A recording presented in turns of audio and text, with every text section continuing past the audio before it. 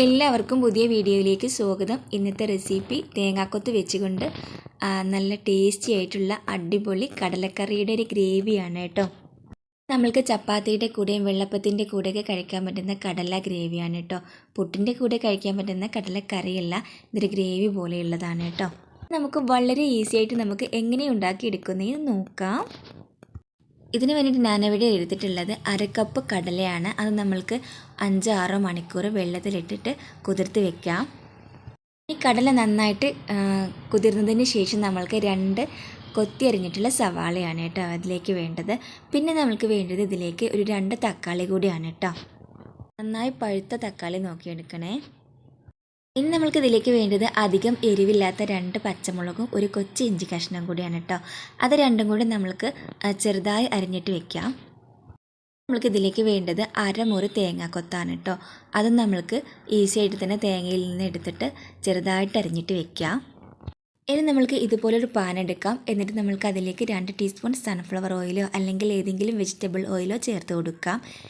എന്നിട്ട് നന്നായി ചൂടായതിന് ശേഷം നമ്മൾക്ക് അതിലേക്ക് 1 ടീസ്പൂൺ വലിയ ജീരകമാണ് കേട്ടോ ഇട്ട് കൊടുക്കേണ്ടത്. കടുകല്ല ഞാൻ ഇട്ട് കൊടുത്തിട്ടുള്ളത്. വലിയ ജീരകം ചേർക്കുമ്പോഴാണ് ഇതിൻ്റെ ഒരു പ്രത്യേക ടേസ്റ്റാണ് കേട്ടോ. എന്നിട്ടത് പൊട്ടി വരുമ്പോഴത്തേക്കും നമ്മൾ അരിഞ്ഞു വെച്ചിട്ടുള്ള സവാളയും കൂടി നമുക്ക് ചേർത്ത് കൊടുക്കാം. അത് നന്നായിട്ട് നമ്മൾ വഴറ്റിയെടുക്കണം. ബ്രൗൺ കളർ നിറമാകുന്നത് വരെ നമ്മൾ നന്നായിട്ട് വഴറ്റിയെടുക്കണം കേട്ടോ. ഇനി നമ്മൾക്ക് ഇതിലേക്ക് വേണ്ടത് നമ്മൾ അരിഞ്ഞു വെച്ചിട്ടുള്ള ആ കൊച്ചു ഇഞ്ചി കഷ്ണവും അതുപോലെ തന്നെ നമ്മളുടെ 2 പച്ചമുളക് വട്ടത്തിൽ അരിഞ്ഞതും നൈസായിട്ട് അരിയണം കേട്ടോ. അതും കൂടി ഇതിലേക്ക് ചേർത്തിട്ട് നന്നായിട്ട് വഴറ്റിയെടുക്കണേ. പിന്നെ നമ്മൾ അരിഞ്ഞു വെച്ചിട്ടുള്ള 2 നല്ല പഴുത്തിട്ടുള്ള തക്കാളിയും കൂടി നമുക്ക് ചേർത്ത് കൊടുക്കാം. എന്നിട്ട് നമ്മൾ നന്നായി വഴറ്റിയെടുക്കണേ. ഒരു 1/4 വേവാവുന്നത് വരെ നമ്മൾക്ക് വഴറ്റിയെടുക്കണം. എന്നിട്ട് നമ്മൾക്ക് അതിലേക്ക് 1 ടീസ്പൂൺ മല്ലിപ്പൊടിയും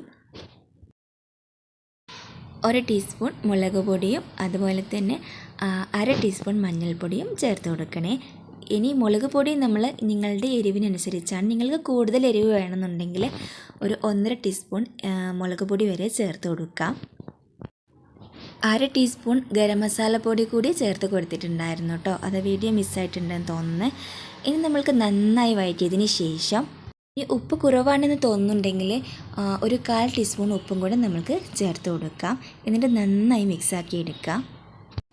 ഇനി ഞാൻ 1/2 ടീസ്പൂൺ കുരുമുളക് പൊടിയും 1/2 ടീസ്പൂൺ മുളക് പൊടിയും 1/2 ടീസ്പൂൺ മഞ്ഞൾപ്പൊടിയും ആവശ്യത്തിനുള്ള ഉപ്പും കൂടെ ചേർത്തിട്ട് നമ്മൾ കടല വേവിച്ചെടുത്തിട്ടുണ്ടായിരുന്നു കേട്ടോ കുക്കറിൽ.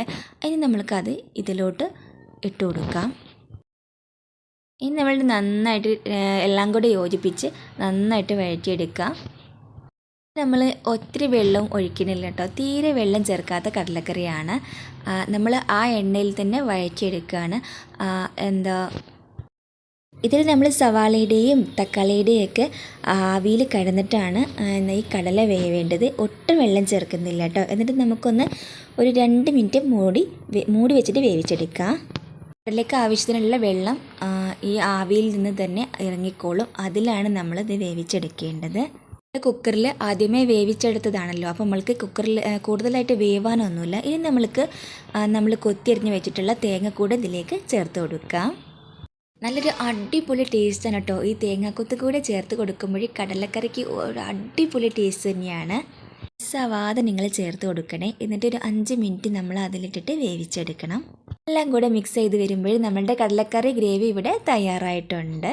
കിഡു ടേസ്റ്റ് തന്നെയാണ് കേട്ടോ. നിങ്ങൾ ഉണ്ടാക്കാത്തവരുണ്ടെന്നുണ്ടെങ്കിൽ എന്തായാലും ഉണ്ടാക്കി നോക്കണം. അപ്പോൾ നിങ്ങൾക്ക് എൻ്റെ വീഡിയോ ഇഷ്ടപ്പെടുകയാണെന്നുണ്ടെങ്കിൽ സബ്സ്ക്രൈബ് ചെയ്യാത്ത കൂട്ടുകാരുണ്ടെങ്കിൽ പ്ലീസ് ഒന്ന് സബ്സ്ക്രൈബ് ചെയ്തേക്കണേ. അപ്പോൾ തന്നെ ബെല്ലൈക്കനും കൂടി ഒന്ന് അമർത്തിയേക്കണേ. അതുപോലെ ലൈക്ക് ബട്ടണും ക്ലിക്ക് ചെയ്തേക്കണേ. ഫ്രണ്ട്സിനും ഫാമിലിക്കും എല്ലാവർക്കും ഒന്ന് ഷെയർ ചെയ്ത് കൊടുക്കണേ കേട്ടോ. അപ്പോൾ നമ്മൾക്ക് വ്യത്യസ്തമായ വീഡിയോയുമായി വീണ്ടും കാണാം.